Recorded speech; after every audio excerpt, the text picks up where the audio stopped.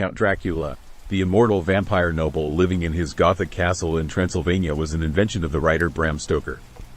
Count Dracula was, apparently, inspired by Vlad Tepes, known as Vlad the Impaler. Modern intellectuals, of course, often recoil from associating Vlad with vampires, dismissing such notions as sensationalist distortions perpetuated by pop culture. And, of course, they've got a point. Hollywood Dracula is a bit annoying.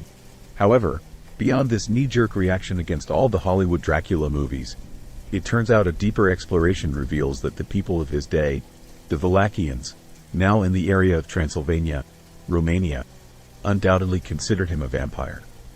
So, as it turns out, the vast majority of Stoker's invention was in fact based on genuine and legitimate folklore of the Wallachians, and so could be seen as true. Vlad Tepes was born in 1431 in the Principality of Wallachia, located in present-day Romania. He belonged to the House of Draculesti, a noble family with ties to the Order of the Dragon, from which his father, Vlad II Dracul, derived his surname, Dracul. So, here's fact number 1 Stoker got right. His name was Dracul, like Dracula, but more of a noble title than a surname. Vlad Tepes gained his epithet, Tepes, meaning the impaler, due to his preferred method of execution, where victims were impaled on stakes. This brutal tactic was used not only for punishment but also as a psychological deterrent against his enemies, which apparently worked like a charm. One thing Stoker got wrong was that he wasn't Count Dracula, but rather Prince Dracula. He was a prince, which is a lot more noble a title than a count. This was a powerful man. Vlad's rule was characterized by his efforts to strengthen Wallachia's defenses and maintain internal stability through harsh measures against crime and corruption. His methods, while effective in securing his principality, earned him a reputation for cruelty and ruthlessness, which resonated throughout Europe. Despite this, though, Vlad Tepes was also celebrated in Romanian folklore as a reformer who cleaned up corruption, as well as a defender of his people against foreign invaders. His defiance against the Ottoman Empire and his tactics to instill fear in his adversaries left a lasting legacy in both historical records and popular culture. So strong, in fact, that he is still alive in the heart of even the modern-day Romanians. But is he alive as a vampire in a very real way, just like in the Dracula legends? Well, let's take a look. Vlad Tepes is thought to have died in battle in December 1476, and the exact circumstances of his death remain debated.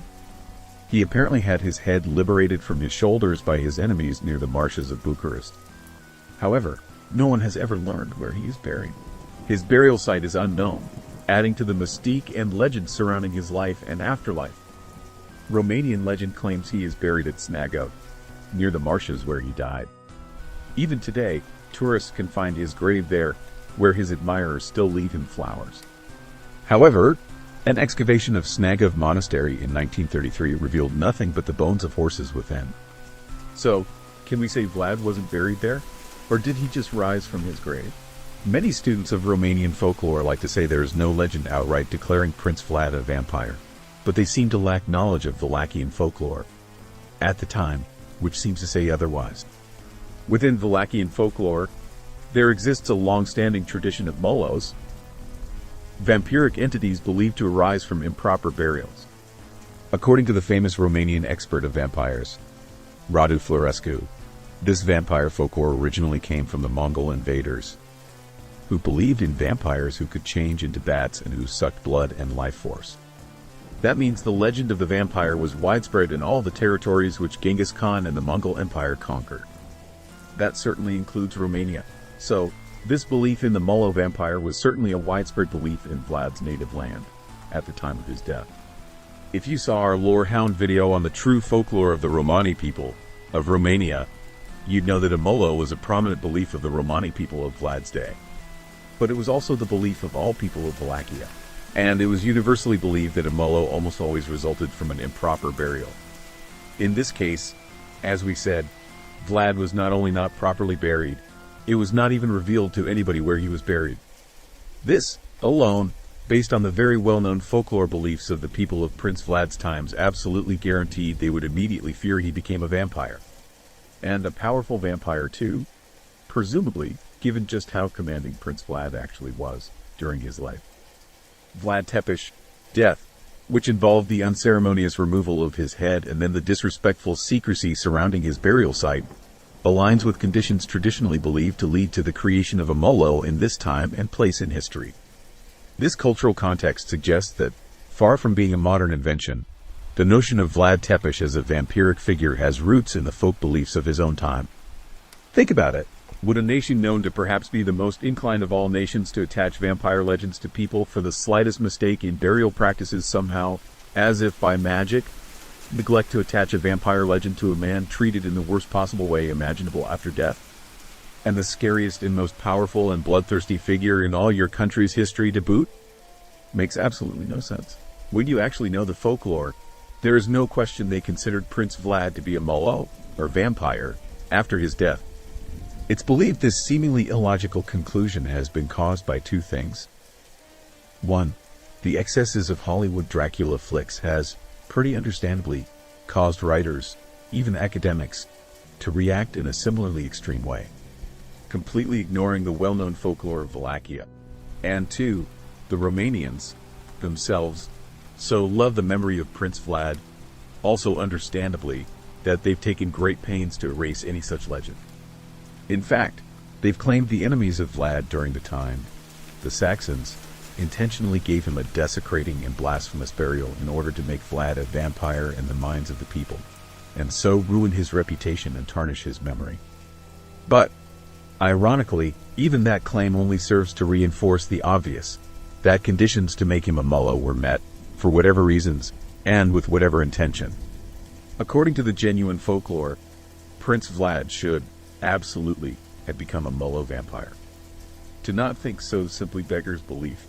And if you still doubt Wallachians thought this way, and still want to argue it's simply impossible any Wallachian ever thought that he was a vampire, then listen to this. When Romania toppled its much-hated dictator Nicolae Ceausescu in 1989, he was reportedly buried in a disrespectful manner in order to show their hatred for him. However, this went so strongly against the grain of the culture and the long tradition of proper burial that it spooked even the violent revolutionaries that had just executed him. It was reported that all the leading revolutionaries, even the new prime minister, wore garlic in their shoes for a while. You know, just in case the dictator might rise again as a Molo to take vengeance on them. If the dictator can do it, why not Prince Vlad? Pretty safe to say people in the 1500s pretty much certainly thought it wasn't too far-fetched an idea. It's told they thought he was still out there somewhere, laying low in the Transylvanian mountains, his immortal vampire eye watching over his beloved Wallachia, waiting for the day to lead his nation to greatness again.